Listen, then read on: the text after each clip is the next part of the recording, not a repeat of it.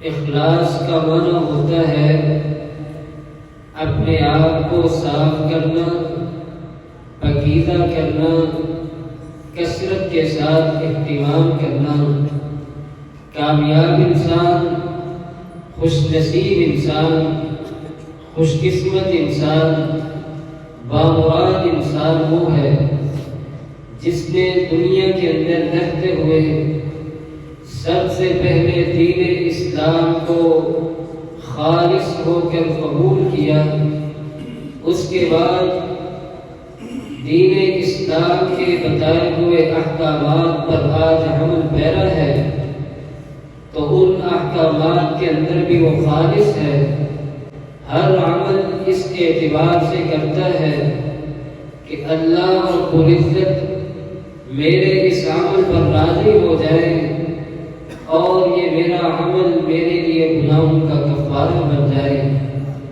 خوش نصیب ہے یہ انسان جس کے ذہن میں ایسی سوچ آ گئی اور اپنی سوچ کے مطابق نیک اعمال کو کرنے میں اہتمام کرتا ہے، اپنے اندر اخلاص جیسی عظیم نعمت کو لے کر آتا ہے۔ ناکام، نامراد، بد نصیب، بدقسمت انسان وہ ہے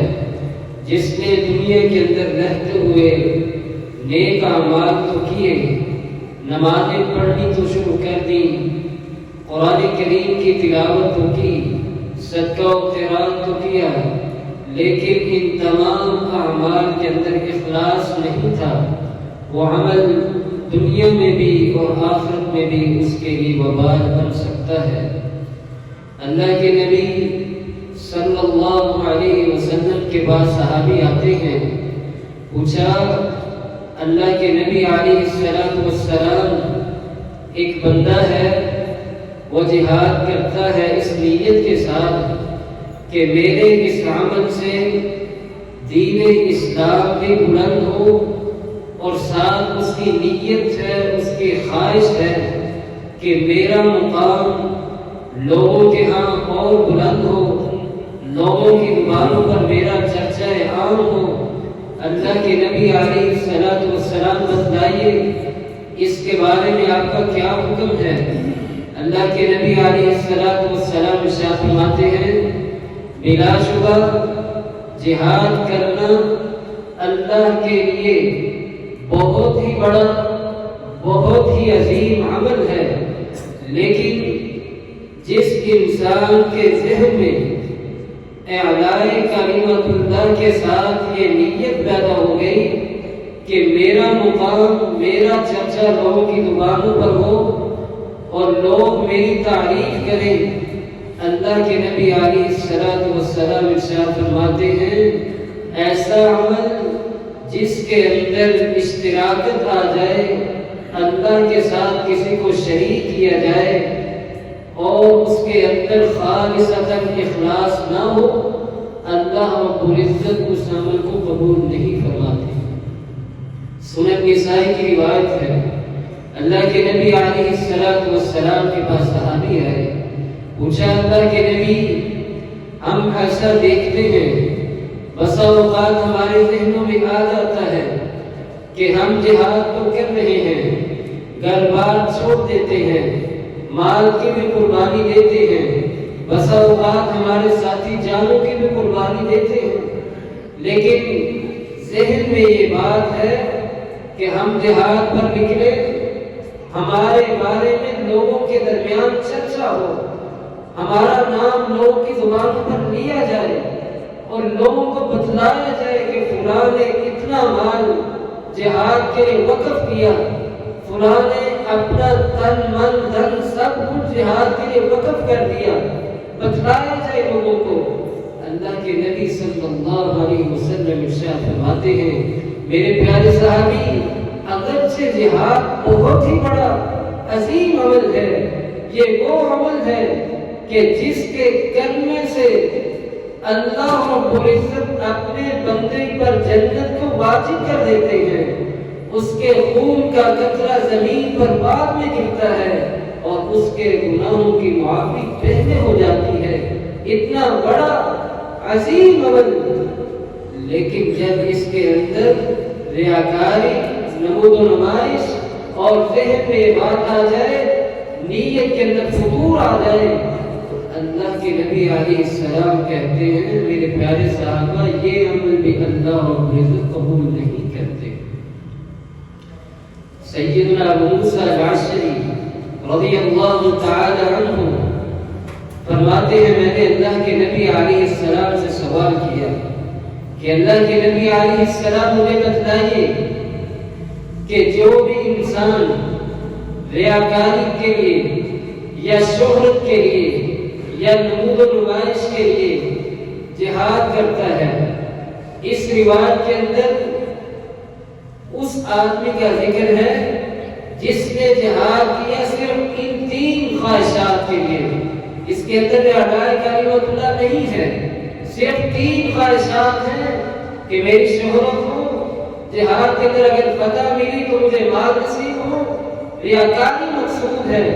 اپنی بہادری دکھانا مقصود ہے۔ اللہ کے نبی علیہ السلام بتلائیے ایسے آدمی کا جہاد کرنا اور اپنی جان کو میدان جنگ کے اندر قربان کر دینا۔ اللہ کے نبی علیہ السلام بتلائیے اتنا بڑا عظیم عمل کرنے کے لیے وہ نکلا ہے، آپ کیا ارشاد فرماتے ہیں؟ اللہ کے نبی علیہ السلام ارشاد فرماتے ہیں میرے پیارے صحابہ من جاہد فی سبیل اللہ فلیقاتل فی سبیل اللہ والید العلیٰ۔ میرے پیارے صحابہ جس انسان نے بھی جہاد کے لیے نکلنا ہے، لڑائی کے لیے نکلنا ہے، اسے چاہیے کہ وہ خالصتاً اللہ کی رضا کے لیے نکلے، اعلاء کلمت اللہ مقصود ہو۔ جب یہ 3 خواہشات اس کے ذہن میں آ گئی، اسے سمجھ لینا چاہیے کہ اس نے اپنے عمل کو تباہ و برباد کر دیا۔ جہنم کا ابتدا ایک زانی سے نہیں ہوگا، ایک فاسق و فاجر سے نہیں ہوگا، ایک کافر سے نہیں ہوگا، بلکہ جہنم کا ابتدا بھی ایک مجاہد سے ہوگا۔ اس کا کیا معاملہ ہے؟ اللہ تعالیٰ کے نبی علیہ السلام ارشاد فرماتے ہیں مجاہد کو اللہ کی بارگاہ میں پیش کیا جائے گا، مجاہد سے پوچھیں گے کہ اے میرے بندے دنیا کے اندر تجھے طاقت دی، تجھے جسامت دی، تو نے اس طاقت کو کہاں استعمال کیا؟ مجاہد کہے گا کہ اللہ تو نے مجھے جسامت دی، لمبا قد دیا، طاقت دی، میں نے اس طاقت کو اپنے جسم کو تیرے دین کی سربلندی میں کھپایا، جہاد کیا، حتیٰ کہ جہاد کرتے کرتے میں نے اپنی جان قربان کر دی۔ اللہ آج میرے لیے جنت کو واجب کر دے، جہنم سے آزاد کر دے۔ اللہ کے نبی علیہ السلام کہتے ہیں مکالمہ بھی چل ہی رہا ہوگا، اللہ تعالیٰ کہیں گے یا مجاہد جھوٹ بکتا ہے، تیرے ذہن میں تیری نیت میں تو یہ تھا کہ اگر میں جہاد کے لیے نکلتا ہوں میرے پیچھے جو اقربا ہیں وہ لوگوں میں چرچا کرے، مجھے شہرت ملے، مقام ملے، عزت ملے، تیرے ذہن میں تو یہ چیزیں تھیں، وہ دنیا کے اندر مجھے عطا کر دی گئی ہیں۔ آج آخرت میں محشر کے میدان میں میرے پاس میرے لیے کوئی اجر نہیں ہے۔ عزیزان گرامی، ان احادیث سے پتہ چلتا ہے جہاد جیسا عظیم عمل وہ بھی انسان کرنے کے لیے نکلے اور اخلاص اس کے پاس نہیں ہے تو اس کا یہ بھی عظیم عمل اللہ کی بارگاہ میں قبول نہیں ہے۔ آج آپ دیکھتے ہیں بہت ساری جہادی تنظیمیں جہاد کے نام پر کیا کیا کچھ کر رہی ہیں، ہر طرح کے فراڈ ان کے اندر موجود ہیں، لوگوں کو دھوکا، لوگوں کے اندر بے رحمی کا شکار اس قدر کر دیا ہے کہ جو اسلامی جہاد، شرعی جہاد کے جو تقاضے ہیں وہ تو ہم بھول چکے ہیں، اور کثرت کے ساتھ دعا گو ہیں کہ جو شرعی جہاد کر رہی ہے تنظیمیں یا کوشش میں ہیں، ہم دعا گو ہیں کہ اللہ ان کی مدد فرمائے۔ اور ایسی جماعتیں موجود بھی ہیں جو دین کے نفاذ کے لیے نکلی انہوں نے اللہ رب العزت کی جو مدد ہے اس مدد کو آتے ہوئے دیکھا ہے، محسوس کیا ہے کہ اللہ نے ان پر انعام کیا ہے، اپنی رحمتوں کا نزول کیا ہے۔ تو آج کے اس مختصر خطبہ جمعۃ المبارک میں اخلاص کی نشانی اور مخلص لوگ کون ہیں، اس حوالے سے چند گزارشات کرنا مقصود ہے۔ یاد رکھیے گا، مخلص انسان کی 3 نشانیاں ہیں۔ سب سے پہلی نشانی یہ ہے، مخلص انسان وہ ہوتا ہے کہ جو نیک عمل کرتا ہے لیکن عمل کرنے کے بعد اس کے ذہن میں یہ بات کثرت سے رہتی ہے کہ پتہ نہیں یہ میرا عمل قبول ہوا ہے کہ نہیں۔ اس طرف میں کثرت کے ساتھ رہتا ہے کہ مجھے اپنے کیے گئے عمل پر کوئی غرور نہیں، تکبر نہیں، ریاکاری نہیں، بلکہ میں تو اسی بات میں رو رہا ہوں، آنسو اس بات میں ہے کہ میں نے یہ جو عمل کیا ہے پتہ نہیں اللہ نے میرا عمل قبول کیا ہے کہ نہیں کیا۔ دوسری نشانی مخلص انسان کی یہ ہے کہ وہ کسی بھی عمل کو بڑا یا چھوٹا نہیں سمجھتا ہے، اپنے لیے اس جگہ نفس کا باعث نہیں بناتا۔ مخلص انسان وہ ہے، خواہ وہ دین کی سربلندی کے لیے چھوٹا عمل ہو یا بڑا عمل ہو، اس کو کر گزرنے کی اللہ سے توفیق مانگتا ہے۔ تیسری مخلص انسان کی نشانی یہ ہے کہ جب وہ نیک عمل کر لیتا ہے اس کے بعد اللہ سے اجر کی امید میں رہتا ہے، اجر کی امید میں رہتا ہے کہ اللہ نیکیاں تو کر لی، تیری توفیق سے سارے اعمال کو کر لیے۔ مخلص انسان وہ ہوتا ہے جو نیکیاں کرنے کے بعد اپنے انجام کی طرف پلٹتا ہے کہ میرا انجام کیا ہوگا۔ تو آئیے، سب سے پہلی نشانی کہ مخلص انسان کسی بھی عمل کو چھوٹا یا بڑا نہیں سمجھتا، بلکہ دین کی سربلندی کے لیے ہر کام کو کر گزرنے کی اللہ سے توفیق مانگتا ہے۔ اللہ کے نبی علیہ السلام مدینہ پہنچتے ہیں، 2 یتیموں کی زمین کو خرید کر مسجد کی تعمیر شروع کرتے ہیں۔ صحابہ کرام اللہ کے نبی علیہ السلام کے ساتھ کام کر رہے ہیں، تعمیراتی سلسلہ جاری و ساری ہے۔ اللہ کے نبی علیہ السلام اتنا بڑا مقام، اتنا عظیم شرف، اتنا عظیم مرتبہ ملنے کے باوجود صحابہ کہتے ہیں اللہ کے نبی علیہ السلام نے ہمارے ساتھ مل کر ہاتھوں کے ساتھ ہاتھ ملائے، تعمیراتی سلسلے میں اپنا بھرپور کردار ادا کیا اور ساتھ دعا کر رہے ہیں اللہم لا عیش الا عیش الآخرہ، اے اللہ زندگی تو آخرت کی زندگی ہے، کامیابی تو آخرت کی کامیابی ہے۔ فاغفر للانصار والمہاجرین، اے اللہ مہاجرین انصار کا یہ شوق، یہ محنت، یہ کوشش، یہ کاوش اس قدر ہے کہ میں بطور نبی دعا کرتا ہوں کہ اللہ ان مہاجرین اور انصار کو معاف فرما دے۔ پتہ چلا بطور نبی یا بڑا انسان، بڑا عہدہ، بڑا منصب ملنے کے باوجود انسان کو یہ نہیں سمجھنا چاہیے، ذہن میں قطعاً یہ بات نہیں لانی چاہیے کہ یہ کام تو میرے سے کم تر آدمی کا ہے، اس کو کرنا چاہیے تھا، میں کیوں کروں، میں اس کام کو ہاتھ کیوں لگاؤں۔ مخلص انسان وہ ہوتا ہے جو ان چیزوں کو نہیں جانتا بلکہ وہ کام کر گزرتا ہے۔ غزوہ خندق کا موقع ہے، اللہ کے نبی علیہ السلام پریشان ہیں، سخت مقابلہ ہے۔ صحابہ کہتے ہیں ہم نے اللہ کے نبی علیہ السلام کو دیکھا کہ آپ کی کیفیت کثرت کے ساتھ کام کرتے کرتے یہ ہو گئی کہ مٹی کے ساتھ آپ کے پاؤں، آپ کے پیٹ کی سفیدی چھپ جاتی ہے، اور کتنی خوش نصیبی ہے اس مٹی کے لیے جس نے نبی علیہ السلام کے پیٹ کو چھپایا۔ آپ کے پیٹ پر مٹی اس قدر لگی، کام کرتے کرتے اس قدر اپنے آپ کو مٹی کے ساتھ ملایا کہ صحابہ کہتے ہیں ہم خود پریشان ہیں، ہم خود پریشان ہیں۔ ہم کہتے ہیں اللہ کے نبی علیہ السلام آپ بیٹھے، آج ہمارے ہاں دیکھیں کوئی بڑا کام شروع کرواتا ہے، مزدور نیچے درجے کے جو افراد ہیں کام پر لگائے، خود گھر بیٹھ گئے، کام پر لگائے خود آفس میں آ گئے۔ نہیں، کامیاب انسان، خوش نصیب انسان، مخلص انسان وہ ہے جو اپنے سے نچلے درجے کے لوگوں کے ساتھ مل کر کام کرتا ہے، ان کی حوصلہ افزائی کرتا ہے، ان کے ساتھ خوشیاں بانٹتا ہے، یہی ہے مخلص انسان۔ اور اللہ کے نبی علیہ السلام نے امت کو مخلص بن کر دکھایا ہے کہ اسے مخلص کہتے ہیں۔ غزوہ خندق کا موقع ہے،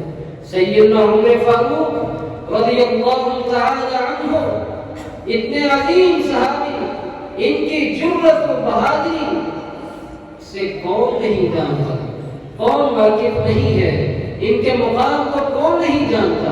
یہ وہ عظیم صحابی ہیں کہ اللہ کے نبی علیہ السلام نے کہا تھا کہ عمر فاروق تو وہ شخص ہے جسے دیکھ کر شیطان بھی اپنا راستہ بدل لیتا ہے۔ صحابہ کہتے ہیں کہ ہم نے عمر فاروق کو دیکھا، اس نے اپنے سر پر پانی کا ایک مٹکا اٹھایا ہے، ہم پریشان ہوئے، ہم گئے، ہم نے ان سے التجا کی، ان کے سامنے ہم نے درخواست کی کہ عمر فاروق تیرا اتنا مقام، تیری عزت، تیری شہرت، تیرا مرتبہ، تیرا مقام اس قدر ہے، تو یہ کیا کام کر رہا ہے؟ ہم کس لیے ہیں؟ پانی کی طرف تھی، حاجت تھی، ہمیں بتلاتا، ہم آپ کے پاس خدمت کر کے لے کر آتے۔ جناب عمر فاروق کہتے ہیں میرے پیارے ساتھیوں،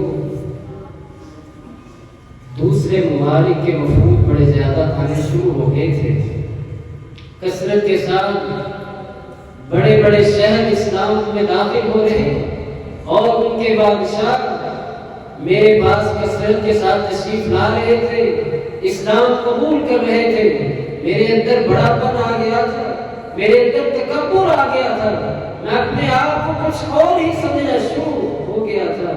اسی تکبر اور اس میں کو مارنے کے لیے میں آج یہ عمل کر رہا ہوں، اور ذہن میں یہی بات ہے، ان کننا نذل بالقوم اعزنا اللہ بالاسلام۔ اے میرے پیارے صحابہ ساتھیوں، میں عمر وہی ہوں، اسلام لانے سے پہلے میرا باپ مجھے مارا کرتا تھا، اونٹ چرانے کے لیے، بکریاں چرانے کے لیے میں جایا کرتا، رات کو جب جانور لے کر واپس پلٹتا میرا باپ مجھے مارتا کہ تم نے جانوروں کو اچھی طرح چرایا نہیں ہے۔ آج اگر عزت دی، مقام دیا، شہرت دیا تو اسی اسلام کی وجہ سے، اسی عاجزی کی وجہ سے، اسی مخلصی پن کی وجہ سے دیا ہے۔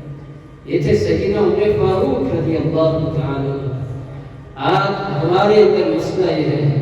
اگر ایک قاری ہے، ایک عالم ہے، اس کا یہی مسئلہ ہے، اپنے نیچے والے شاگردوں کے ساتھ ملنا، بیٹھنا، ان کی خوشی میں شریک ہونا، ان کے کام آنا اپنی توہین سمجھتا ہے۔ اسی طرح ایک سکول ٹیچر کسی بھی طبقے کا انسان لے لے، وہ اپنے فن کے اندر مخلص کیسے ہو سکتا ہے کہ جب اسے اپنے نچلے درجے کے آدمی کا دکھ، احساس، اس کے کام کو اپنا کام سمجھنے نہیں آتا۔ اللہ کے نبی علیہ السلام نے مخلص انسان کی دوسری نشانی بتلائی کہ وہ کام کرنے کے بعد،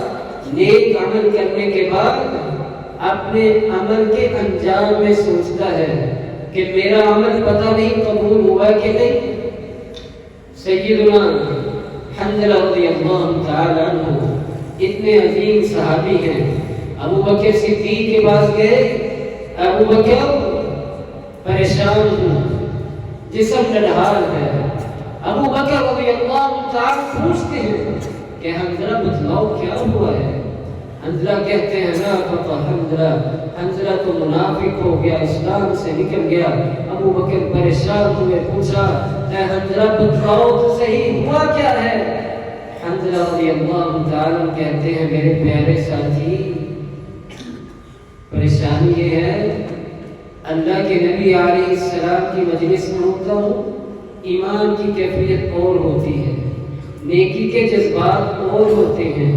معاملات بڑے ہی عظیم ہوتے ہیں، لیکن جیسے ہی نبی صلی اللہ علیہ وسلم کی مجلس چھوٹی، گھروں کی طرف واپس پلٹے، ایمان کی کیفیت بدل جاتی ہے، نیکی کے جذبات ختم ہو جاتے ہیں، نیکی کے اندر جو شوق ہے، لذت ہے، وہ آہستہ آہستہ کم ہونی شروع ہو جاتی ہے۔ اسے تو منافقت کہتے ہیں نا۔ اللہ کے نبی علیہ السلام تک اس بات کو پہنچایا گیا۔ آپ علیہ السلام کہتے میرے پیارے حنظلہ، اسے منافقت نہیں کہتے، یہ تو ایمان ہے، کبھی بڑھتا رہتا ہے، کبھی کم ہوتا رہتا ہے۔ اگر تمہارے ایمان کی کیفیت وہی رہے جو میری مجلس کے اندر ہوتی ہے، تو اللہ رب العزت کی رحمت کے فرشتے تمہارے پاس آ کر مصافحہ کیا ہے۔ جناب ابو ہریرہ رضی اللہ تعالی عنہ انجام کس قدر فکر ہے۔ صحابہ پاس بیٹھے ہیں، زندگی کا آخری وقت ہے، آنکھوں میں آنسو ہیں۔ صحابہ پوچھتے ہیں ما یبکیک یا ابا ہریرہ، ابو ہریرہ بتلاؤ، اللہ کے نبی علیہ السلام نے اتنی بشارت تمہیں سنائی، اس کے باوجود پھر آنکھوں میں آنسو۔ ابو ہریرہ کہتے ہیں اللہ کے نبی علیہ السلام کے پیارے ساتھیوں،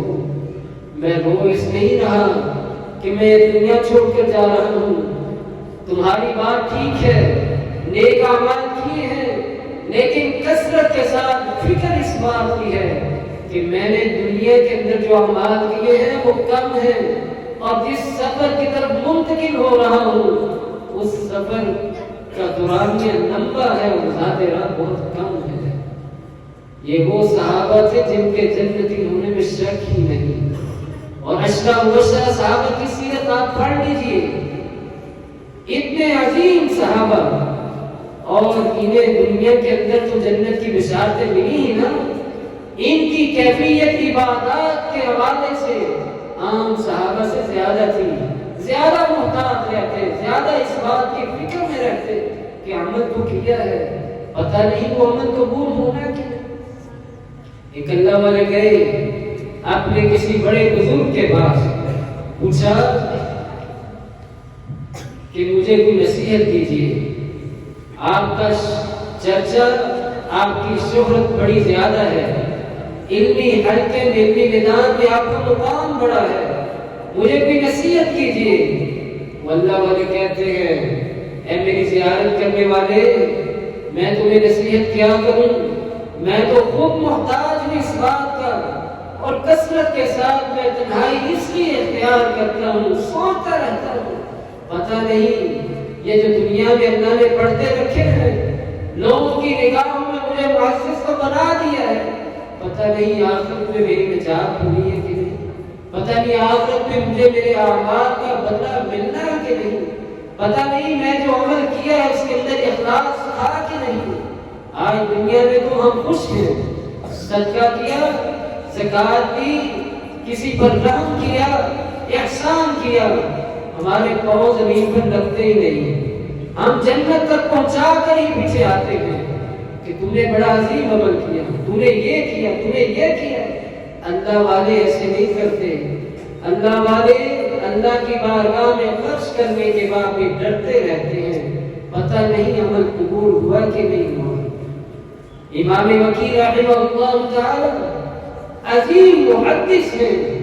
اور کثرت کے ساتھ قرآن کریم کو پڑھ کر رویا کرتے تھے۔ ان کے بارے میں آتا ہے کہ جب محسوس ہوتا نا کوئی ان کے پاس آ رہا ہے، قرآن کی تلاوت بند کر دیتے،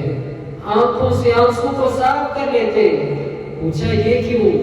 امام وکیع رحمہ اللہ کہتے ہیں میں آج یہ آنسو جو قرآن کو پڑھنے کی وجہ سے بہا رہا ہوں،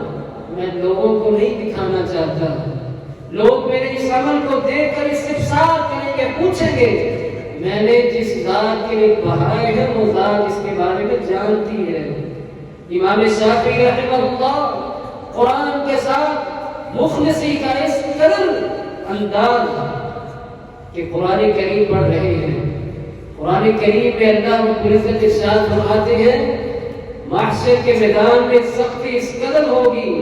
کہ کسی کو بولنے کی بھی طاقت نہیں ہوگی، اس آیت پر پہنچتے ہیں، آنکھوں میں آنسو ہے، کثرت کے ساتھ رونے کی وجہ سے بے ہوشی طاری ہو جاتی ہے۔ اٹھایا گیا، امام شافعی رحمہ اللہ سے پوچھا کہ آپ اس آیت کو پڑھ رہے تھے، اس کے بعد آپ روئے، پھر یہ کیفیت بنی، وجہ کیا ہے؟ امام شافعی رحمہ اللہ کہتے ہیں کہ اس قدر کی ہو، اس دن کی ہولناکی اس قدر اور سخت ہے، میں اس قدر گنہگار ہوں، اس قدر شرمندہ ہوں کہ پتہ نہیں میں نے اپنی زندگی گزارتے ہوئے کتنے ایسے بول دیے ہیں، پتہ نہیں وہ میرے بول کر قیامت کے دن وبال نہ بن جائے۔ آج دنیا کے اندر رہتے ہوئے میری اور آپ کی زبانیں تو چلتی ہیں، نہیں چلتی تو قرآن پڑھنے کے لیے، نہیں چلتی تو احادیث پڑھنے کے لیے، سارا دن ہماری زبانیں چلتی ہیں تو غیبت اور چغلی میں چلتی ہیں، حیاکاری اور فحش کلمات کے اندر گزرتی ہیں۔ کبھی نہیں سوچا کہ اللہ کے نبی علیہ السلام نے ارشاد فرمایا تھا کہ ایک ایک بول کا تمہیں حساب دینا پڑے گا۔ کامیاب انسان کون ہے؟ خوش نصیب انسان وہ ہے جس نے اپنی کتاب زندگی کو نیکیوں کے ساتھ بھرا، نیکیوں کے ساتھ، اور خوشخبری ہے طوبی لمن وجد فی صحیفته استغفارا کثیرا، خوش نصیبی ہے جس نے کل قیامت کے دن اپنے صحیفے کے اندر، اپنی کتاب زندگی کے اندر کثرت کے ساتھ استغفار پایا، اور وہ ایسا استغفار جس کے اندر اخلاص ہی اخلاص، اخلاص ہی اخلاص۔ آج گناہوں سے معافی ہم مانگتے ہیں، انکار نہیں ہے، گناہ ہوا توبہ کرتے ہیں، لیکن ہماری توبہ کیسی ہے؟ ادھر معافی مانگی، مسجد سے باہر نکلے، ویسے ہی کلمات، ویسے ہی قول، ویسے ہی افعال عام ہو جاتے ہیں۔ معاشرے کے اندر امن یا انسان کی اپنے وجود کے اوپر دین کے اثرات اس لیے نہیں آتے کہ ہم اللہ کے ساتھ مخلص نہیں ہیں، اللہ کو ہم مانتے نہیں ہیں، ہمارے اعمال کے اندر اخلاص پر نہیں ہے۔ ان اللہ تعالی لا ينظر الى صوركم ولا الى اموالكم ولكن ينظر الى قلوبكم واعمالكم۔ قبول تو اس نے کرنا ہے، مرضیاں تو اس کی چلے گی۔ وہ ذات قبول کرنے پر آئے ٹوپی اور رومال کو نہیں دیکھتی، وہ ذات قبول کرنے پر آئے شلوار ٹخنوں سے اوپر نہیں دیکھتی، وہ ذات قبول کرنے پر آئے ہاتھ میں پکڑے ہوئے تسبیح کو نہیں دیکھتی، وہ ذات قبول کرنے پر آئے شلوار ٹخنوں سے اوپر کو نہیں دیکھتی۔ یہ سارے ہی اعمال خیر کے ہیں، مبارکباد ہے اس آدمی کے لیے جو اعمال کو کرتا ہے۔ اللہ کے نبی کہتے ہیں جس اللہ کے ساتھ تمہارا واسطہ ہے وہ تمہارے عملوں کے ساتھ ساتھ تمہارے دلوں کی کیفیات کو بھی دیکھتا ہے، دل کے اندر اخلاص کتنا ہے اور ریاکاری کتنی ہے۔ یہ اللہ کے لیے ہے کہ لوگوں کو خوش کرنے کے لیے۔ آج پانی تو سارے ہی پلاتے آئے ہیں، آج گرمیوں کا سیزن آئے سارے ہی اپنے اپنے حساب سے انتظامات کرتے ہیں۔ اللہ کے نبی علیہ السلام کی زبان پر ان ہاتھیوں کو پانی پلانے والوں کا یا ان لوگوں میں پانی کو عام کرنے والوں کا تو خاص تذکرہ نہیں ہوتا۔ آقا علیہ السلام پر نام آیا، اس بڑھیا کا نام آیا، بینما بغی من بغایا بنی اسرائیل۔ اخلاص اس قدر تھا، للہیت اس قدر تھی، ہمدردی اس قدر تھی کہ اس نے راہ چلتے ہوئے صرف ایک پیاسے کتے کو پانی پلایا تھا۔ اللہ رب العزت نے اس کی ساری زندگی کے گناہوں کو معاف فرما کر جنت کا حقدار بنا دیا۔ آج بس اوقات ہم سوچتے ہیں کہ ہم اتنی ڈونیشن بھی کرتے ہیں، صدقہ و خیرات بھی کرتے ہیں، نیکی کا حکم بھی دیتے ہیں، برائی سے منع بھی کرتے ہیں، سارے ہی اعمال کرتے ہیں، پھر بھی ہمارے عزت میں، ہماری زندگی میں برکت نہیں۔ سب کچھ کر رہے ہیں اور بعض ایسے ہمارے افراد ہیں کہ جنہوں نے اپنے اوپر یہ فرض ہی کر لیا ہے، نماز تو پڑھنی نہیں، قرآن تو پڑھنا ہی نہیں، لیکن کیا کرتے ہیں؟ مساجد و مدارس کے اندر سالانہ تعاون، ماہانہ تعاون، ہم پاس بھائیوں، یہ سارے اعمال خیر کے ہیں، مبارکباد ہے جنہیں اللہ نے توفیق دی ہے، لیکن یہ سارے اعمال ایسے قبول نہیں ہوتے۔ اخلاص، اپنے اندر اخلاص لے کر آئیں، اللہ کا ڈر اپنے اندر پیدا کریں، اللہ کا ڈر لے کر آئیں کہ پتہ نہیں میرا یہ عمل اللہ نے قبول کرنا ہے کہ نہیں۔ امام مجاہد رحمہ اللہ کہتے ہیں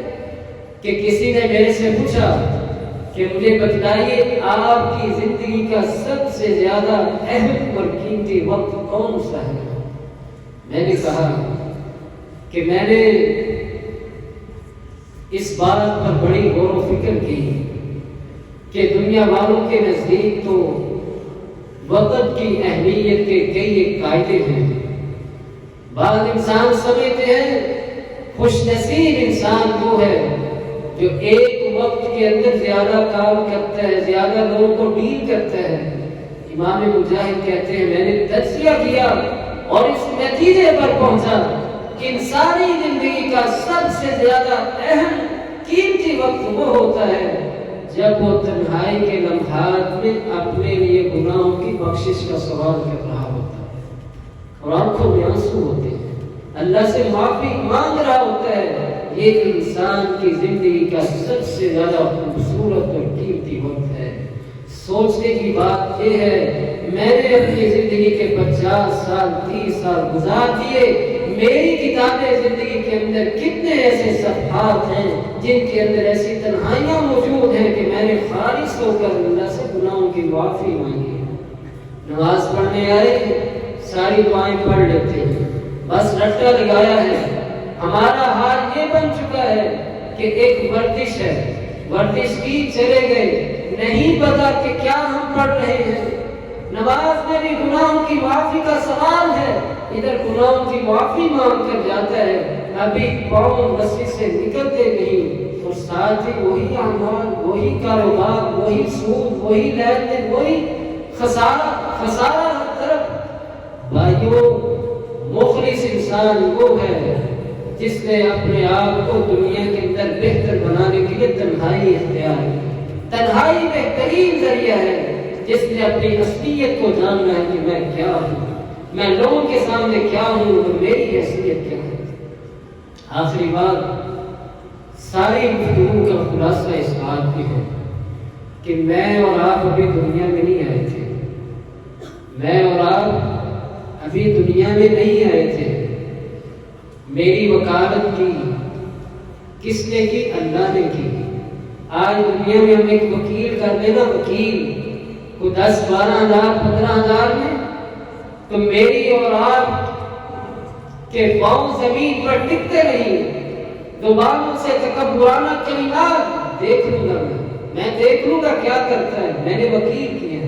میں اور آپ دنیا میں نہیں آئے تھے، میرا ایک وکیل تھا،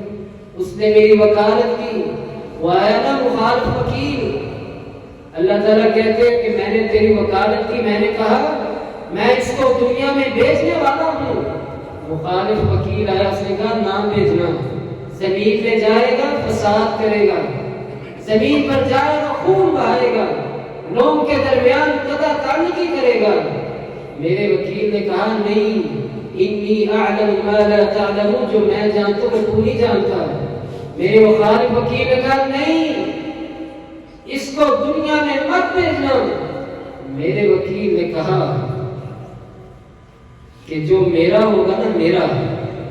وہ کبھی تیرے راستے پر نہیں چلے گا جو تو کہہ رہا ہے، اور جو تیرا ہوگا وہ تیرے ہی راستے پر چلتا رہے گا یہاں تک کہ اس کو موت آ جائے گا۔ آج جب میں نیکیاں کرتا ہوں، جب میں نمازیں پڑھتا ہوں، جب میں نیکی کے کام کرتا ہوں، یتیم کے سر پہ ہاتھ رکھتا ہوں،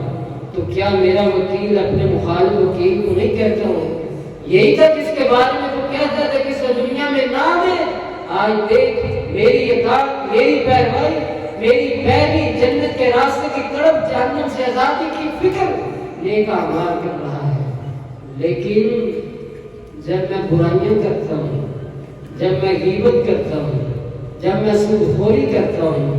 جب میں لوگوں کے ساتھ دھوکہ کرتا ہوں، تو تو کیا میرا مخالف وکیل اللہ تعالیٰ کو نہیں کہتا ہوگا یہی تھا جس کے بارے میں تو نے مجھے نکال دیا، رسوا کر دیا، یہی ہے وہ جو آج میرے راستے پر چل رہا ہے اور میری پیروی کرتے ہوئے اپنی زندگی گزار رہا ہے۔ آج مجموعی اعتبار سے ہماری حالت یہی ہے، ہم اپنے مخالف وکیل کے راستے پر چل رہے ہیں، بھرپور طریقے سے احسن انداز میں اپنا بھرپور حق ادا کر رہے ہیں۔ تزکیہ نفس کریں، اپنی اصلاح کریں کہ ہم کس راستے پر ہیں، کس راستے کے داعی ہیں۔ ہم نے کلمہ پڑھ لیا، صرف اسی بات کی ہمیں خوشی ہے کہ جس نے کلمہ پڑھ لیا وہ جنت میں چلا گیا۔ نہیں، کلمہ پڑھنے کے بھی کچھ تقاضے ہیں۔ آج دنیا کے اندر کسی چھوٹی سی یونیورسٹی میں بھی انسان نے داخلہ لینا ہونا تو کتنے سارے لوازمات انسان کو طے کرنے ہوتے ہیں، پورے کرنے ہوتے ہیں۔ تو کیا یہ جنت ساری زندگی کا خلاصہ ہے؟ وہ ایسے ہی مل جائے گا، ایسے ہی انسان کو جنت میں بھیج دیا جائے گا۔ عائشہ رضی اللہ عنہا کہا کرتی تھی کہ خوش نصیب ہے انسان جسے بغیر حساب کے جنت میں بھیج دیا گیا، داخل کر دیا گیا۔ اور اسے کثرت کے ساتھ فکر کرنی چاہیے، جس کو اتنا ہی پوچھ لیا گیا کہ یہ تم نے کیوں کیا۔ یہ جو کیوں ہے نا، عائشہ رضی اللہ تعالیٰ بیان کرتی تھی کہ انسان کو اللہ رب العزت کی بارگاہ میں اتنا ہی پوچھ لیا گیا، وہ سمجھ لے اسے کثرت کے ساتھ فکر کرنی چاہیے اپنے اگلے مراحل کی۔ آج میں نے اور آپ نے اپنا تزکیہ کرنا ہے کہ ہم کس میدان پہ کھڑے ہیں، ہم نے اپنی کتابی زندگی کو کیسا مرتب کیا ہے۔ یاد رکھیے، بلوغت کی عمر اگر ہم 15 سال لیں، 15 سال کے بعد ہر انسان ایک مؤلف بنتا ہے، ایک مصنف بنتا ہے، وہ اپنی کتابی زندگی کو مرتب کر رہا ہے، اور یہی وہ اس کی کتابی زندگی ہے جو کل معاشرت کے میدان میں اسے دی جائے گی۔ اور کثرت کے ساتھ فکر میں رہنا چاہیے کہ میں جو اپنی کتابی زندگی مرتب کر رہا ہوں، کیا وہ اس قابل ہے کہ وہ معاشرت کے میدان میں مجھے دائیں ہاتھ میں ملے؟ کیا وہ اس قابل ہے کہ میں اسے پڑھ کر لوگوں کے سامنے سناؤں، خوشی کے لمحات ہوں اس دن؟ اگر نہیں ہے، اپنی کتابی زندگی کو بہتر کریں، اس کی ایڈیٹنگ کریں، اس کے اندر کثرت کے ساتھ استغفار لے کر آئیں، تنہائی لے کر آئیں، ہر عمل کے اندر اخلاص لے کر آئیں۔ اللہ تعالیٰ سے دعا ہے